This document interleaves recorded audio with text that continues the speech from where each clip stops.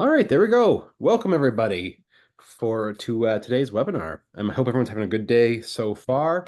It is distinctly feeling like fall in Saskatoon. Not a bad thing, but it does mean winter is coming. We've got a really exciting webinar for today. It is Small Business Week, as many of you know, in Canada. And so to celebrate Small Business Week, I wanted us to bring together some co-op entrepreneurs to share some startup tips for other people who are interested in starting a co-op. We've got some really, really great experience to draw on today. My name's Kyle White. I'm the Director of Education with Co-operatives First, and I'll be joined by Kevin Raymond, who is the Executive Director with the Primrose Lake Economic Development Corporation and helped found the Ile-a-la-Crosse Co-operative Association in Ile-a-la-Crosse, Saskatchewan. And I'm joined by Lindsay Alliban, who is I'm going to say, ECDev jack of all trades. I think you've got a few different hats that you wear, but you've also helped start 3 co-ops in southwest rural Saskatchewan. So we've got some really cool expertise for today. Before I turn it over to our guests, I'd like to start our meeting in a good way with land acknowledgement. I'd like to acknowledge that Cooperatives First's office is located in Saskatoon, Saskatchewan, which is on Treaty 6 territory, home of the Cree, Saulteaux, Dene Dakota, Lakota, Nakota, and Métis nations. We acknowledge that this land was not ceded, but that the purpose of the treaties was to ensure the land would be shared. Indigenous people have been cooperating in these territories for thousands of years, and it is through cooperation that all our communities will continue to thrive. Because we are joined from folks from all across Turtle Island and well beyond, with our friends from South Africa, I invite you to acknowledge the people and the ancestors of the place that you call home.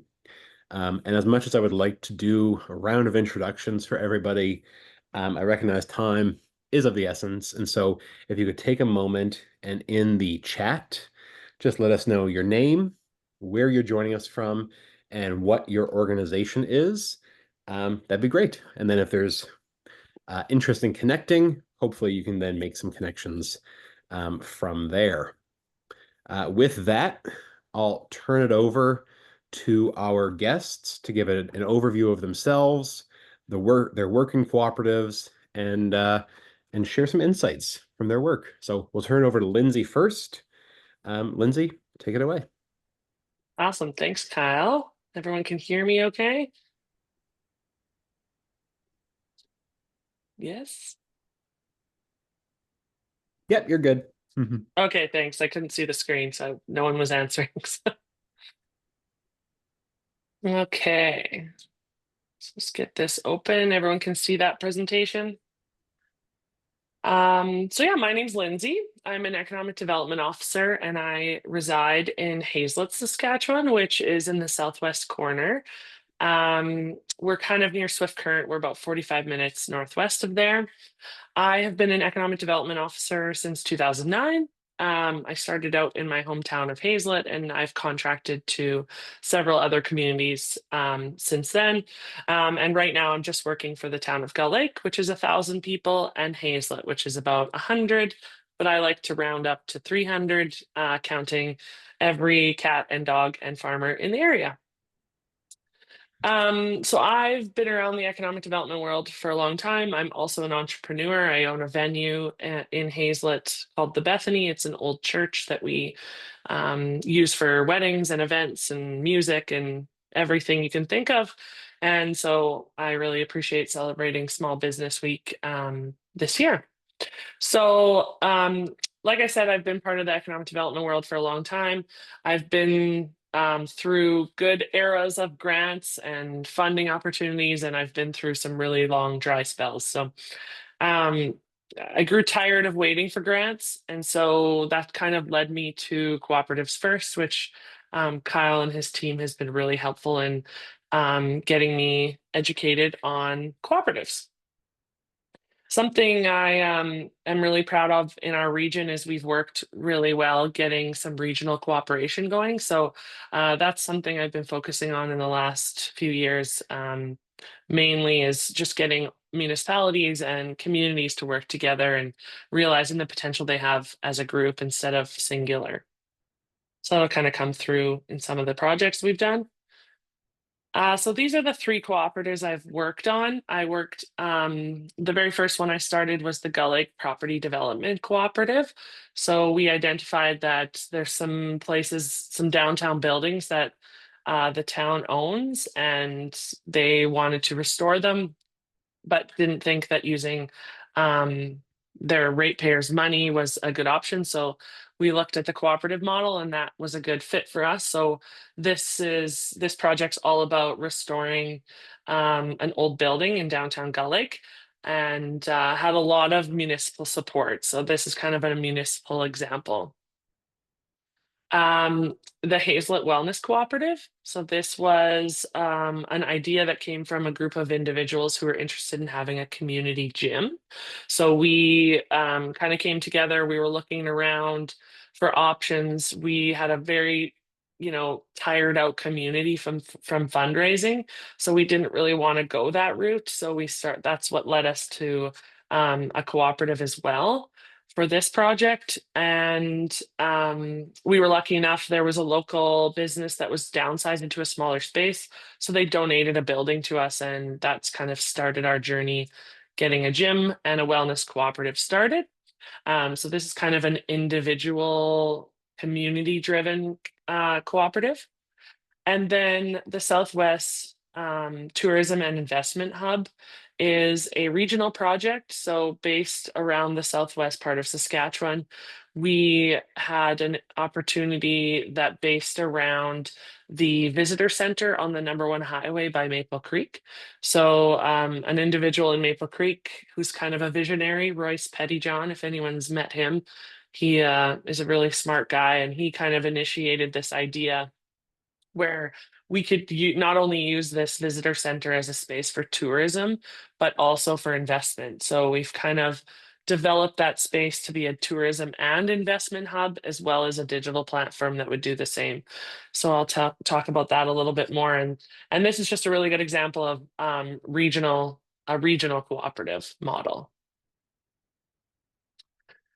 So I kind of spoke about why we chose cooperative model to do these projects, but basically I was tired of the roller coaster of government funding.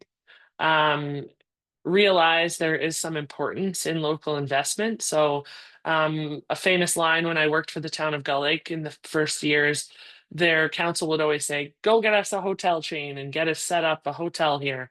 And when quickly I realized that investors don't really want to invest in communities if their local people aren't even investing. So we've tried to change that narrative and get people to realize that we need to invest locally to show outside investors that there is opportunity here. We wanted to come up with ways that we could self-generate revenue. And so we aren't relying solely on grants, build our own sustainability. We saw an opportunity in flipping properties. So again, another way to build revenue. And we recognize that rural communities are built on cooperatives. A lot of our small town halls and rinks initially started with community members buying shares to fund the project. So credit unions, as well, is a really good example. Most of our small towns have a credit union, and that's a perfect example of a cooperative.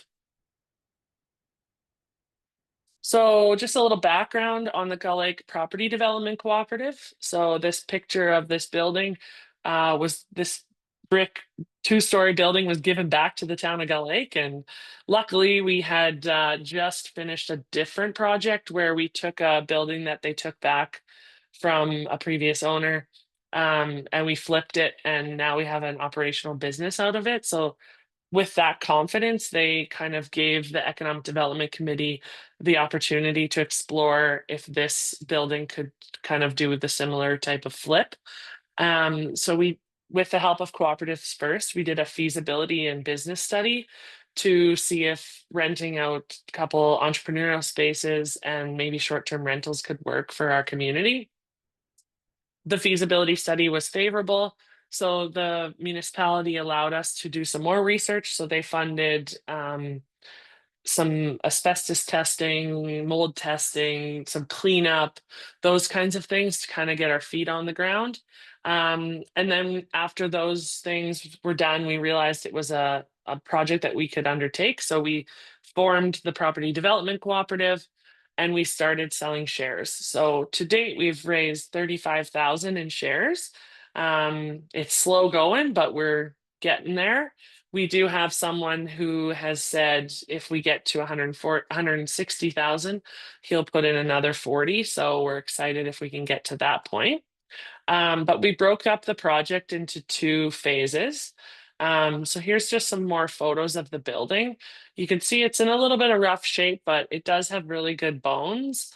So the first phase would just kind of be get the building to a safe, usable space with electricity and plumbing and have everything closed up properly. And then the second phase would be to kind of fix up the upper level and get it ready for potentially short-term rentals. And then we also did these mock-up 3D designs so people could kind of get a better idea of what we're trying to do. So it's a huge project, but we are confident we can make it happen. So like I said, we have 35,000 already raised. We did designate the property as a municipally historical site.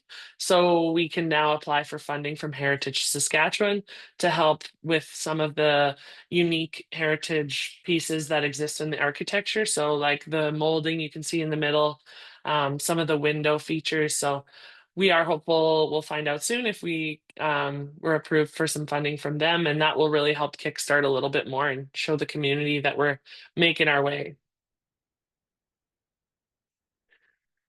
So the Hazlet Wellness Cooperative, I'll just check my time here. Okay. So the Wellness Cooperative, like I said, was kind of more of a community-driven initiative.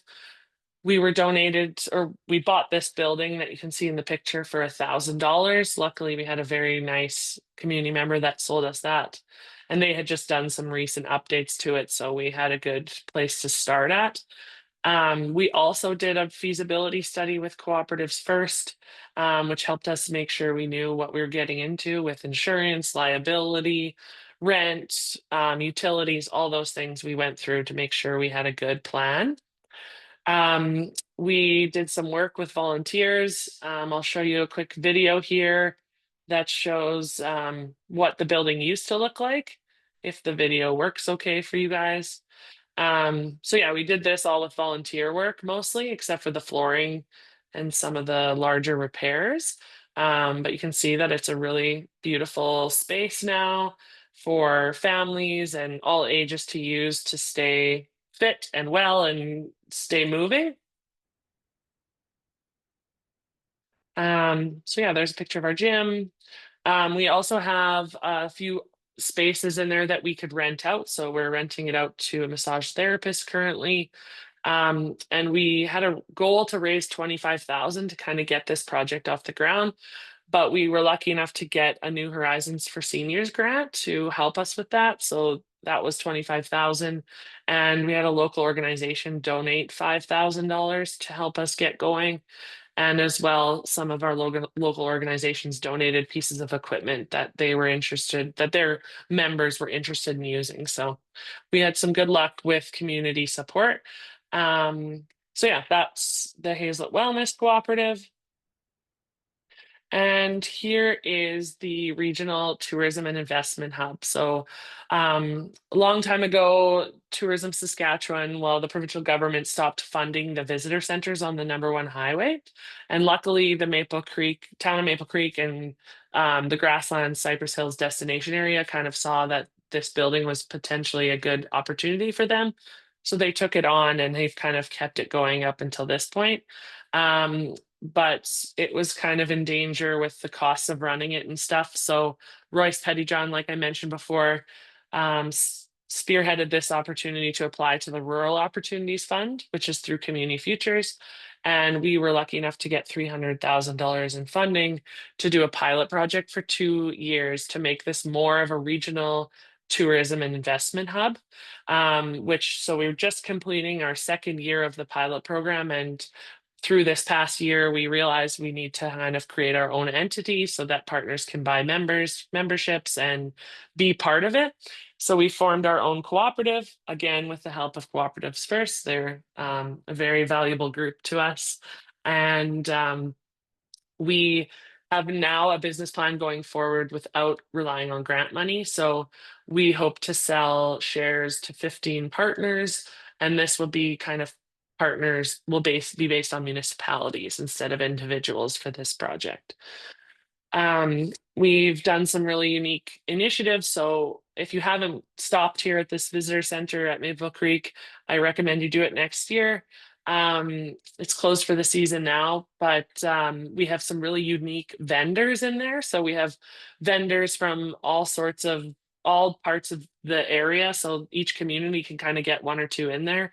And so that's a source of revenue for the project. And we had 48 unique vendors this past season, which was really awesome. And we were kind of calling the visitor center the front desk of the Southwest.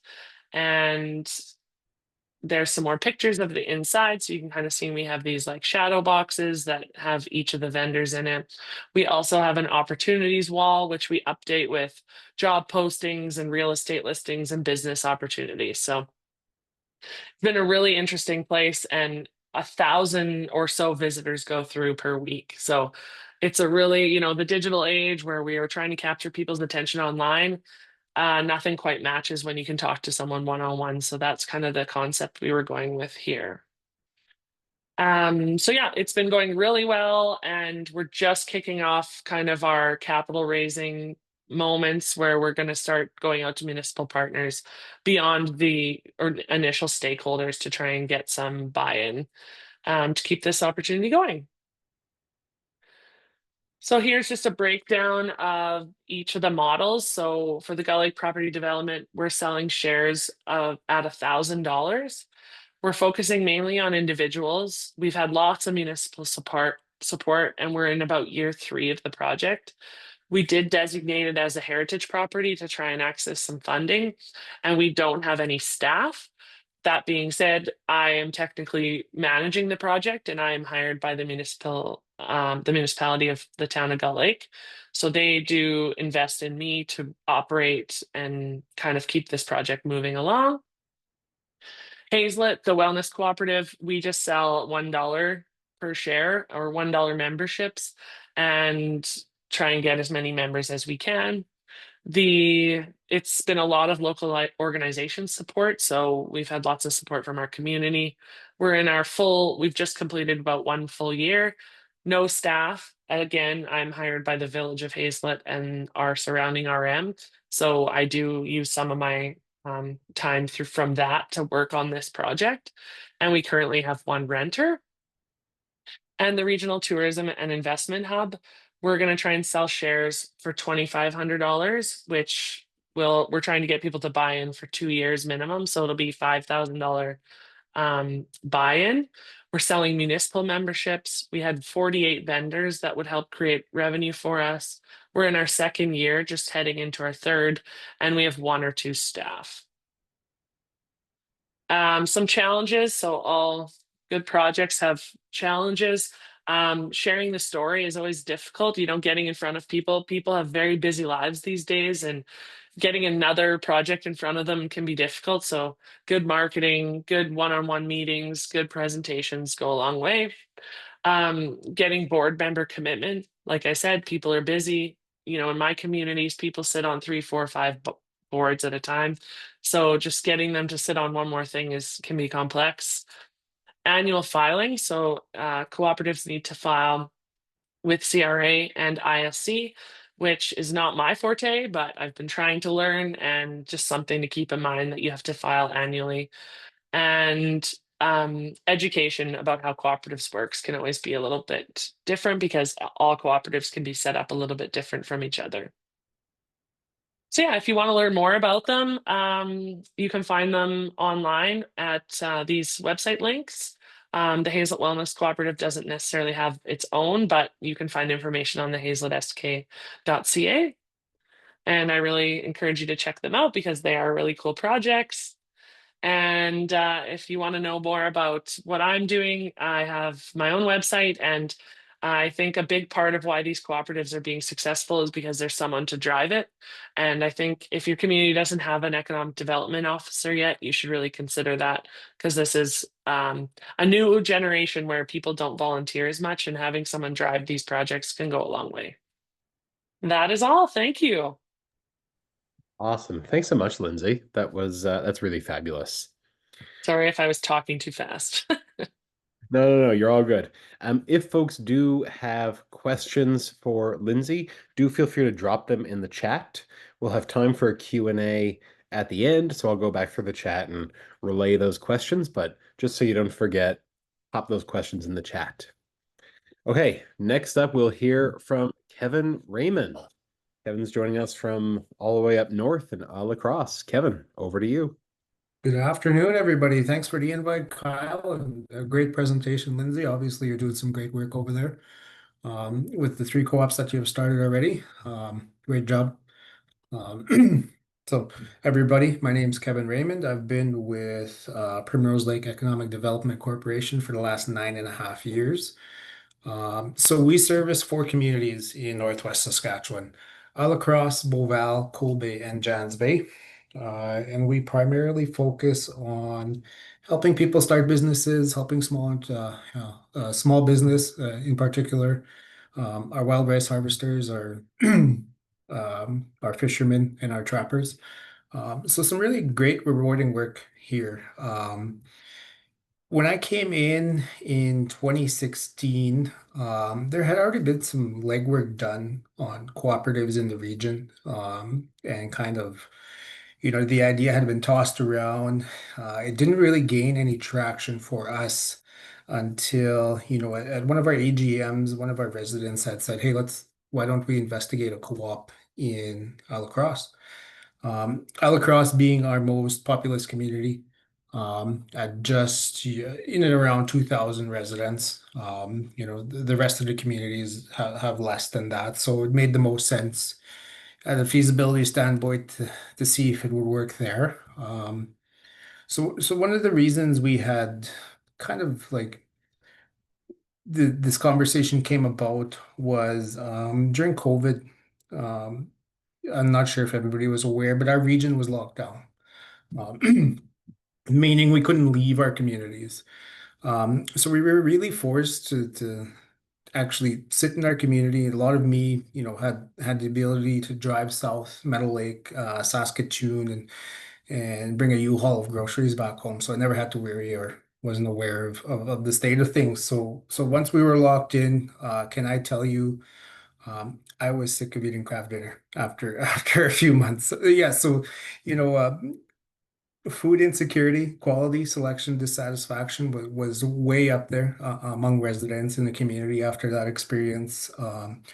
We did have to rely on, government organizations and community organizations like the Métis Nation of Saskatchewan, the Friendship Center to augment some of our protein needs. They were bringing in good food boxes and things of that nature throughout that whole thing. So that was great for them, great for us to have a little bit of a selection. But it just highlights that there was a definite need there. One of the other reasons we decided to look into a co-op in Ile-a-Crosse was unlivable wages too, as well as something we were getting. So when we opened our co-op a few years ago, our starting wage was higher than somebody who was at a comparable business there for 15 years, which, just goes to show you it really was unlivable wages. In our region, we have the highest GDP in Canada, but we're some of the poorest people in Canada, so it doesn't make sense at the same time. So we didn't really do a great job of retaining our wealth. So all of these came together all at once at the perfect time to start a conversation and say, hey, maybe this cooperative model in Ile-a-Crosse is the way to address all of these. It has been, fast forward to October 21st, 2025, it is going great. And it has addressed all those concerns for us. But along the way, quite a few road bumps, lots of steep learning curve. It's not easy work by any means. Um, the things we enjoy today now from our co-op grocery store, increased healthy food selection for sure. The quality of food when you go to our co-op is second to none in the community. Obviously, the higher wages for employees. We had elders on staff too when we had first opened too, so we gave everybody equal opportunity to come in and work. We hired local management, which is something you just didn't see from some of the bigger box companies in the community at the time, even though they have been in there for hundreds of years. Um, Floor space in the community went from 3,000 for inconvenience store space to 6,000 at the co-op alone. So it just goes to show that when we look at the feasibility of this thing, it was obvious to us that we didn't have a grocery store in our community. We needed one. So immediately after opening, there's roughly about 450 households in Ile-a-Crosse.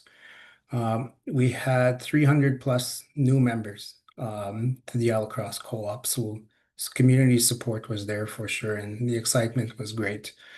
One of the things I'm very proud of, and I'll give out a shout out to one of my colleagues and another board member, Donnie Fable, had worked pretty hard with Innovation Federal Credit Union, another co-op. They came into the community with banking services after 15 years with no services in Ile-a-Crosse.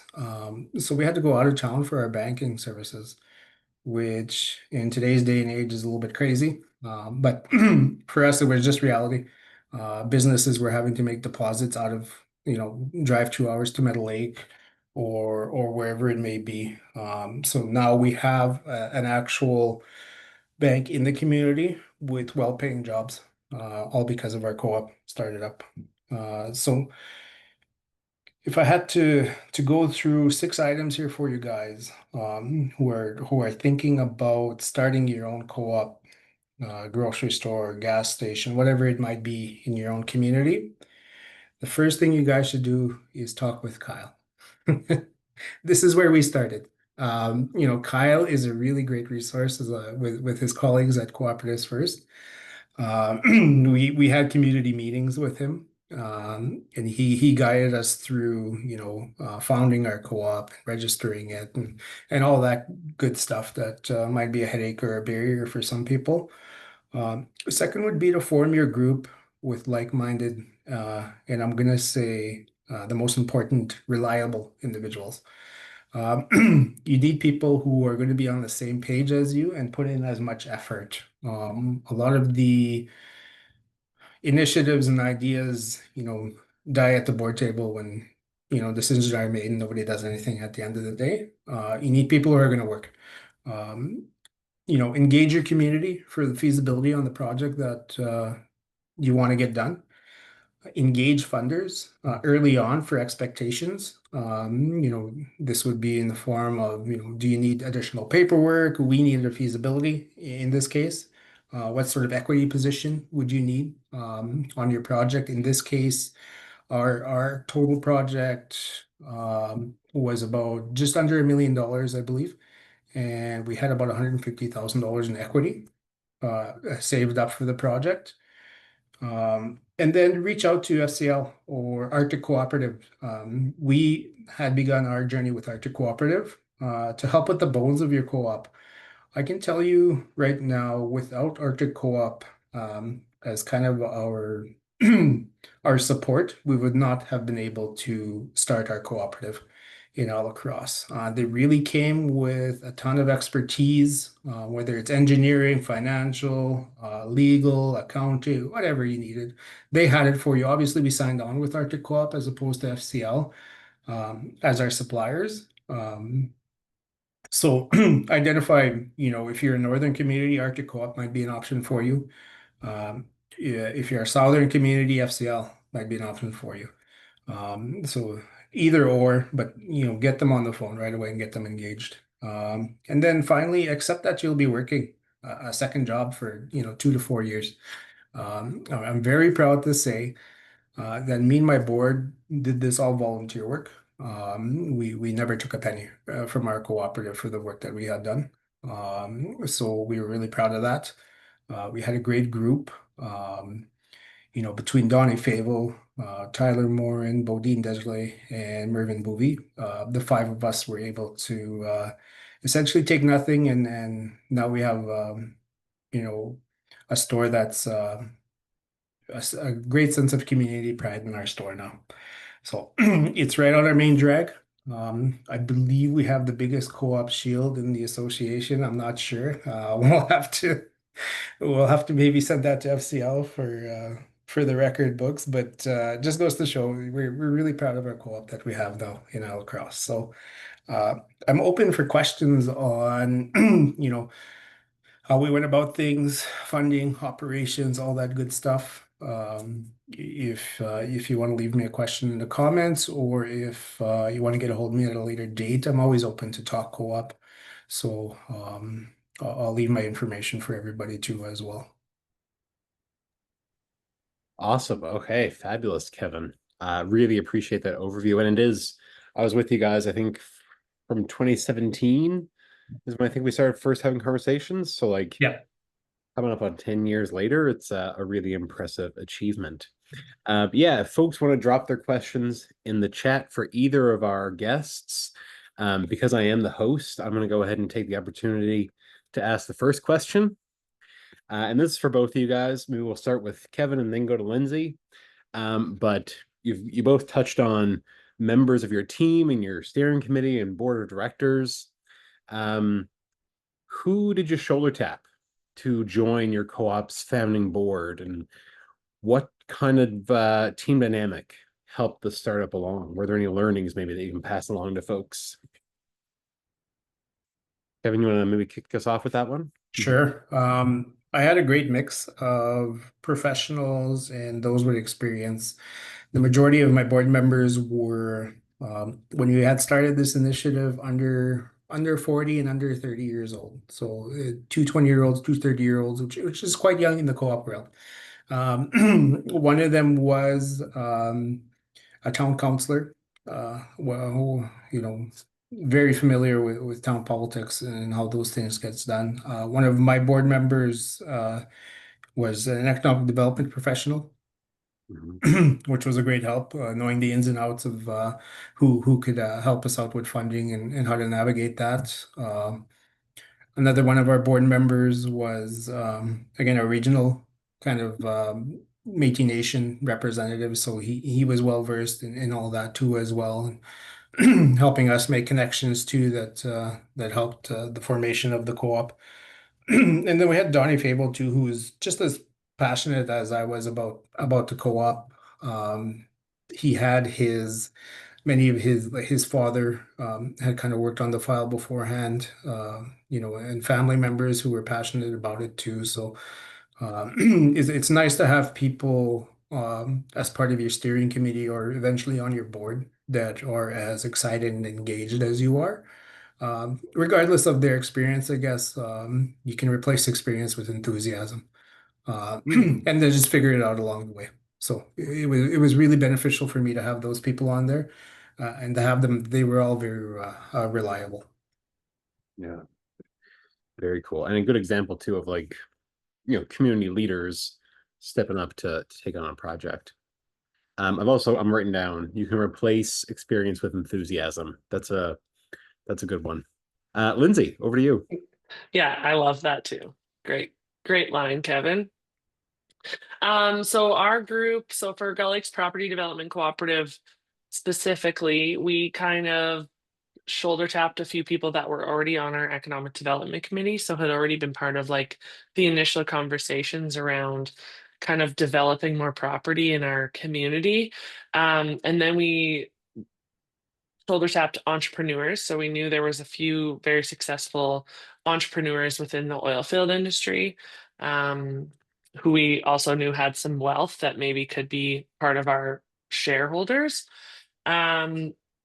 We tried to get some community leaders. We did have some council members on in the beginning who now are not there, but they were really good at the beginning. People who had like banking or finance background, we invited them to join just to help us with some of the filings for CRA or any of those, or just budgets in general. um People with good connections in the community, so when you're trying to tell a story and build some momentum gathering shareholders, you need people who are looked to from your community that might be able to spread that story for you. Passionate people and people who are open to getting creative. So, like not every project goes the way you think it's going to go, and people who can kind of roll with the punches, I think was important. We didn't want anyone passing around negativity within the community or getting down because one person said it wasn't going to work. Hey, gotcha. No, all really good tips. Another question, and I can say this next comment with quite a bit of confidence. Most people don't really know how co-ops work, or how they can work in different sectors. How did you go about explaining the co-op model to customers, members, partners? What did that look like? Any tips to offer folks? Maybe Lindsay, you can start this time. Well, I keep learning every time I do a cooperative, so it does take some time. But I do find that if you share with people like the fact that like in credit unions and like your pioneer co-op or your federal cooperative that we all probably have in our community is well, at least in Saskatchewan. I realize there's some people internationally on here, but explain that those kind of models have existed for a long time. Otherwise, like open houses or online videos and just getting in front of people as much as you can to kind of explain how that works. One thing that's challenging is like all cooperatives can be set up a little differently. So each project does take some time, but I do find that more people, just from doing this the last 3 or 4 years, more people are kind of understanding the concept. Yeah, agreed. Kevin? It was a little bit more difficult for us, I feel. It's a non-traditional market in northern Saskatchewan for co-ops, with the closest one uh, being Pine House, I believe, at the time. We've had co-ops in Ile-a-Crosse in the past where membership was fully aware of what the co-op store is, right? So they just weren't really aware of the ins and outs of it. So we really had to start from the ground up. We did lots of social media campaigns with getting information out there, which is a great way for us to get information out in our region specifically. We found that there was a lot of engagement online. So we really hammered like the Facebook posts in particular. We put out quite a few posts when we first announced construction, just to get everybody ready for what to expect and what we're all about. And then aside from that, it was a lot of conversations with residents in the community. We went on our local radio stations for a few interviews too as well. And then yeah, we just had lots of information available on site for memberships from with Arctic Co-op, kind of spearheading that information campaign. But if I had a suggestion, I would say Facebook is probably your best tool uh, to reach as many people as you can. Awesome. Okay, seeing one chat here for one question in the chat for Lindsay. It's from Dawn. Instead of having two co-ops, the Gull Lake Property Management Co-op and the Southwest Saskatchewan Cooperative, if it did involve two communities or entities, would it have been possible to combine those two projects?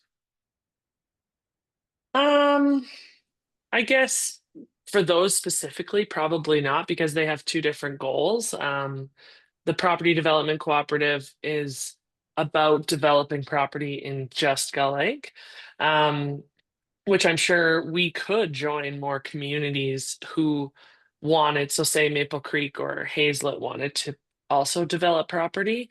I'm sure we could combine if they were working towards the same initiative. With the Southwest Sask, that has kind of a different goal of like developing more attention to the whole region. So a little bit different, but definitely I think there are some examples of like housing cooperatives that exist across multiple communities. And so when a new community decides they want to do a housing initiative, instead of creating a completely new set of articles of agreement and all those things, they can just join in as a partner in that housing cooperative and initiate things on their own. Is that correct, Kyle?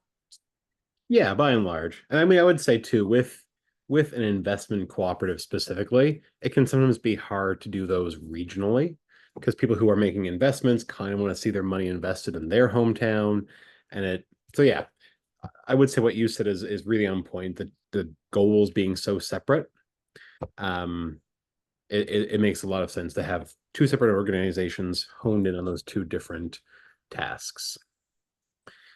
Any other questions from folks for Kevin or Lindsay? Feel free to drop the question in the chat or maybe do the raised hand function if you want to get onto the recording. Otherwise, I'm going to go ahead and ask another question that I've got prepared. Maybe, go ahead. I was just going to add to your last question about how to educate people on cooperatives. Basically, like the way I sold it to Hazelet, my hometown community, is an alternative to fundraising because we're very fundraising burnt out. So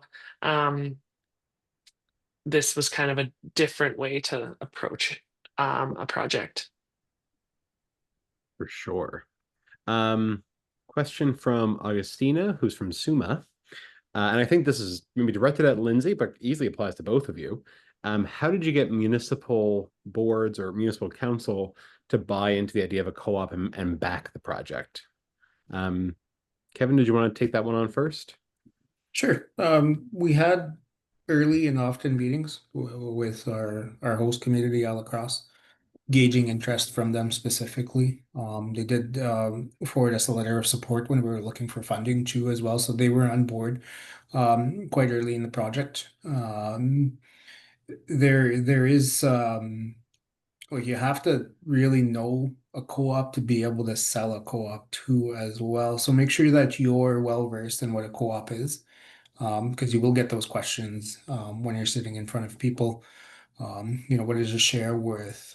How do I vote? What does that mean for me as a member? And things like that. For me, it was generally, okay, well, how is this going to make things better for us? And it was easy for me to explain to, say, our mayor and council, well, the day we become a co-op is we have access to FCL and everything that they have access to as well, which really, again, went back to that increased healthy food selection, which was, a big thing for us.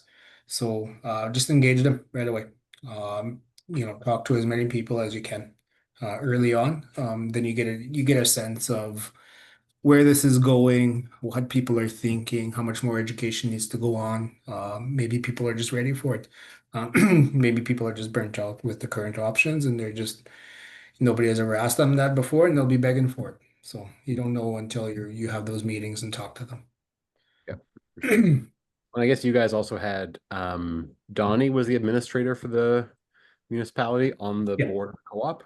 Right. And I had previous relationships with mayor and council too as well in my current position. So it wasn't hard for me to sit down and talk to them about it. Nice. Okay. And Lindsay, I know one of your co-ops in particular works much more directly with municipalities, but what was your experience on that front? Yeah, I think luckily we had some success in kind of flipping a property with our economic development team, which is funded by our municipality. So we had gained their confidence with doing that project. And so that was helpful. Another piece is with property development specifically is downtown. I think that there's majority of communities have a lot of downtown space that's either unoccupied or too large for entrepreneurs to take on. And unfortunately, the town of Gull Lake has had some recent experience in having to clean up a property that was left behind and the crazy costs that come with cleanup of knocking down a property. So as long as I could tell that story that, they could either invest 200,000 in knocking a building down or let me try to get 200,000 locally invested to fix it up and have a new space for business owners to be. So finding the right story to tell your municipal council is important, and to show that it's going to have benefit in the long run. Yeah, the role of that value proposition is really important. Questions here from Heather, who is I think from Heart of the Peace region in Alberta. They have started an investment co-op up there. She said, any advice or comments about the for-profit investment co-ops versus a not-for-profit co-op? Lindsay, I know you guys started one of each or a few of each. And then also regarding funding opportunities for a for-profit co-op. Are your co-ops not-for-profit? Lindsay, I'll maybe let you take that one on first. Yeah, so the two of my cooperatives are not for profit. So the Southwest Visitor Center and the Wellness Cooperative. So those having no nonprofit listed on there gives us a lot more opportunity for funding opportunities. With the for-profit ones, well, we're still eligible for some funding. Like the Heritage Saskatchewan will fund us. Um, we're hoping maybe we can access some Prairies Can funding eventually. And we also want to be able to access some loans potentially, like through Community Futures or some of those organizations. Um, so we're still kind of just new to navigating that too, but I do think both are still eligible. You just have to find the right ones. Did I answer that properly? Just reading it again. I think so. Yeah, I think of the Yeah. four co-ops the two of you represent, two are for-profit, two are not-for-profit. And Kevin, I guess you guys are technically a for-profit co-op, but have an ownership structure more akin to a not-for-profit organization. What was your guys' fundraising journey like?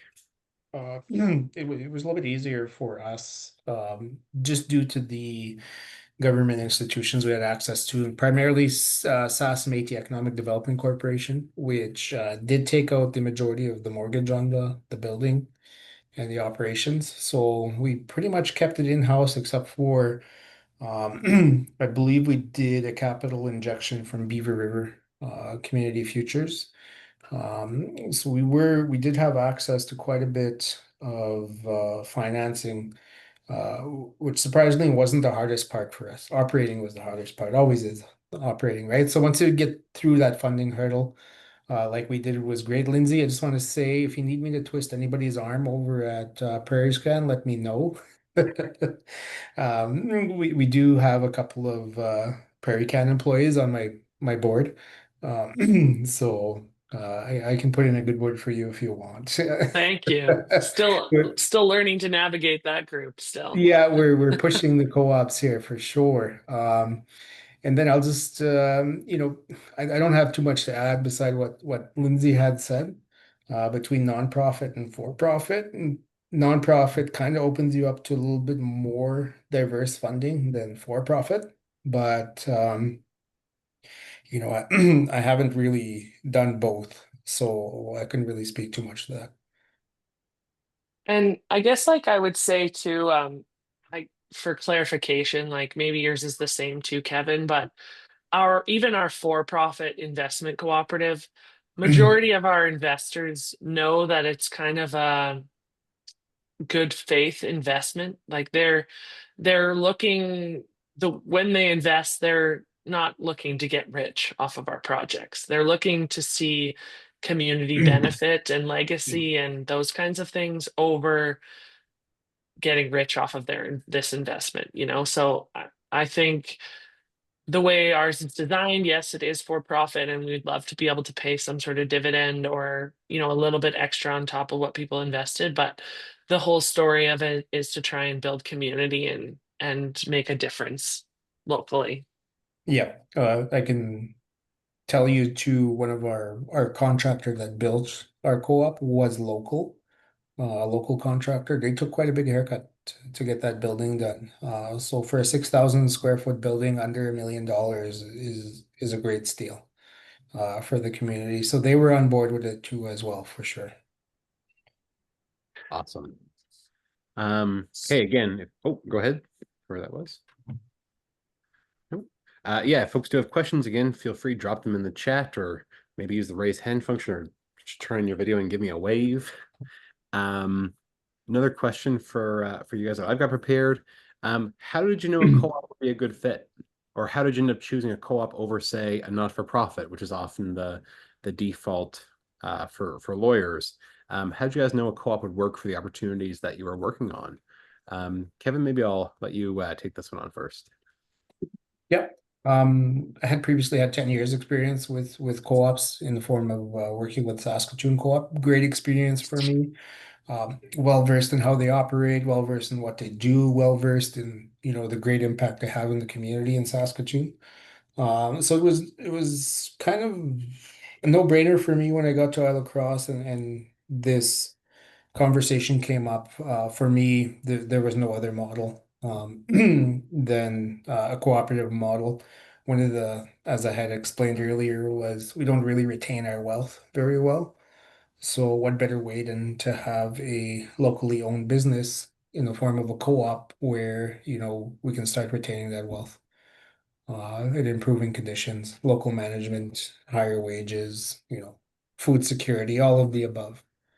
Okay. Lindsay, what about you? Yeah, our communities are fundraised out, and we're very rural communities that have smaller populations, and we don't have a lot of people to draw on, or we don't always have necessarily the best story to say. Like, we don't have, if you start a business here, if you start your own gym here, you're gonna have enough to make an income. And so how else do you start something without putting that all on one person?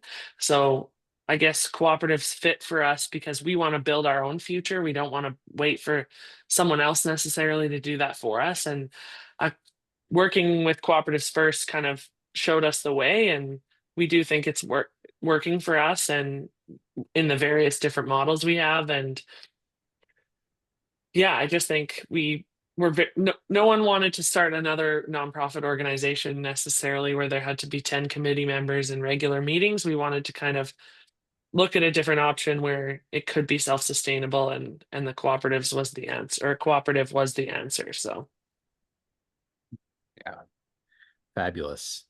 Okay, I'm going to do maybe one last call for questions from the audience.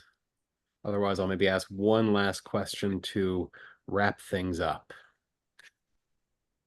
Okay, going once, going twice. Okay, so maybe just to conclude things, Lindsay, Kevin, what would be some final tips that you'd give our listeners who might be considering starting a co-op? Lindsay, do you want to kick that one off? yeah, so I would say, like Kevin already said, contact cooperatives first because they're beyond helpful. I have learned so much in the last few years working with them and their team. And I often, probably once a month, I message and like, how do I do this again? So they're definitely a good source of information. Get your municipality or a local group on board to kind of help you, get the word out. Um, and I'm a big proponent of having an economic development officer in your community. Um, Without People are just so busy these days that they don't have as much time to give to volunteering, and they're probably already on 5 different volunteer boards.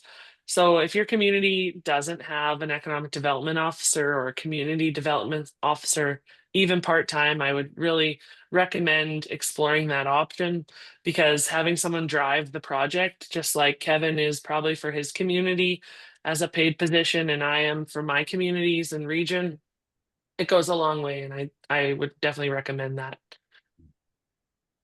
Awesome. And Kevin?